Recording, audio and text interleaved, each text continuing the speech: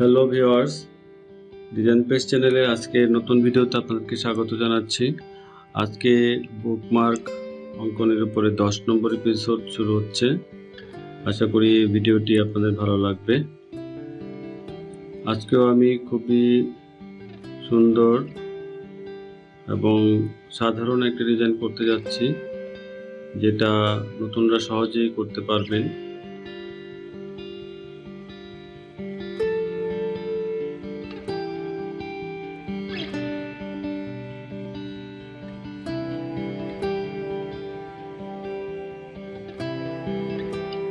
আপনারা খেয়াল করবেন, আমি ডিজাইনের শুরুতে যেখানে আমাদের বোঝার প্রয়োজন সেখানে আমি আমার নর্মাল যে স্পিড বা আঁকার গতি আছে সেভাবে আঁকছি, আর যেগুলো আপনারা পারবেন মনে করছি সেগুলো আমি একটু ফাস্ট ফরওয়ার্ড করে দিচ্ছি।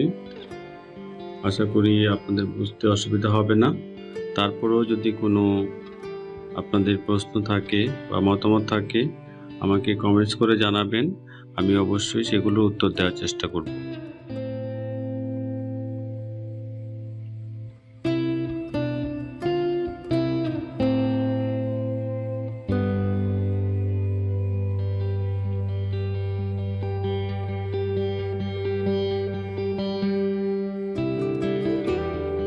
বন্ধুরা, আমরা দেখতে দেখতে বুকমার্ক নিয়ে 10টি পর্ব সম্পন্ন করলাম।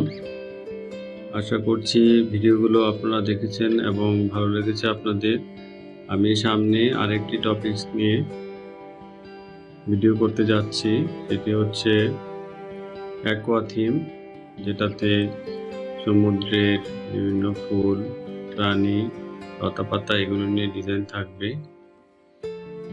আশা করি আপনাদের সমর্থন এবং সহযোগিতা পাবো।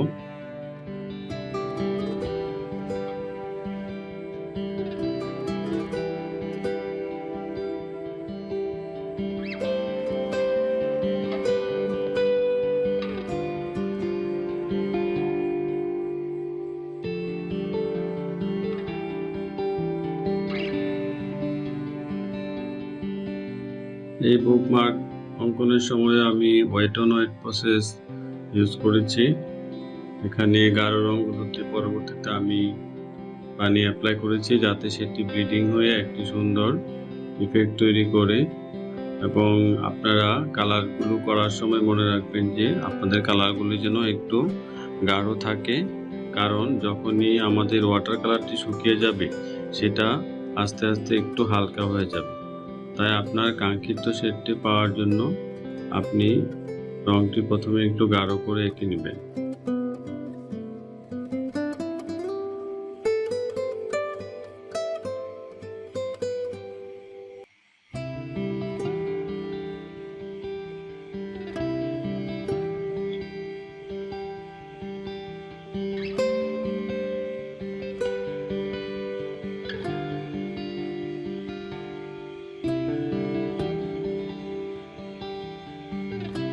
বন্ধুরা, আজকে যারা আমার চ্যানেলটি প্রথম দেখছেন তাদেরকে অসংখ্য ধন্যবাদ জানাচ্ছি আমার ভিডিওটি দেখার জন্য। আমার ভিডিওর নিচে যে ডেসক্রিপশন আছে সেখানে আমার আগের প্লেলিস্ট লিঙ্কগুলো দেওয়া আছে। আপনারা যদি আগ্রহ হয়ে থাকেন তাহলে দেখার চেষ্টা করবেন। আর আমাদের সোশ্যাল মিডিয়া যে পেজগুলো আছে সেখানে আপনারা সংযুক্ত হবেন। আশা করি সবাই মিলে সুন্দর একটি কমিউনিটি তৈরি করতে পারবো। শেষে আমি আমার পেপারটির উপরে কিছু স্প্রিংকেল ইফেক্ট দিয়ে দিচ্ছি। আশা করি ভিডিওটি আপনাদের ভালো লেগেছে। পরবর্তী ভিডিও দেখার আমন্ত্রণ জানিয়ে আজকের মতো ভিডিওটি এখানেই শেষ করি।